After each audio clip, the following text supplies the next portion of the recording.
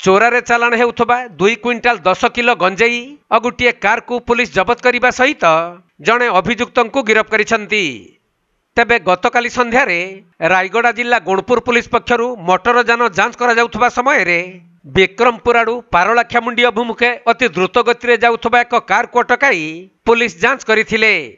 पर सही कार भितरे थिबा 2 क्विंटाल 10 केजी गंजेई को जबत करने सहित घटना संपृक्त केरल राज्यर जड़े व्यक्ति को गिरफ्त करथिले। आउ कार सहित अभियुक्त नगद 300 टंका को पुलिस जबत करी अभियुक्त को कोर्ट चालान करा जाइछि। 08AX1482 आ 300 टका मते से जने आज जबत करी बर्तन तदन चलछि। आज से आदमी खबर कराइबो आ सेते जो ये आकृति जो दुई जन आज मते नउतले ସେମାନେ ହେଉଛନ୍ତି କେରଳର।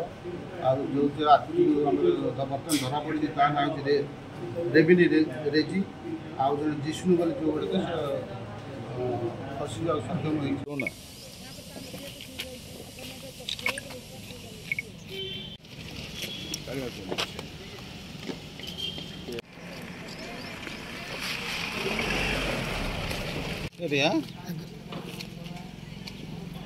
रायगड़ा जिल्लारू प्रफुल्ल कुमार बेहरा रिपोर्ट, कोणार्क लाइव।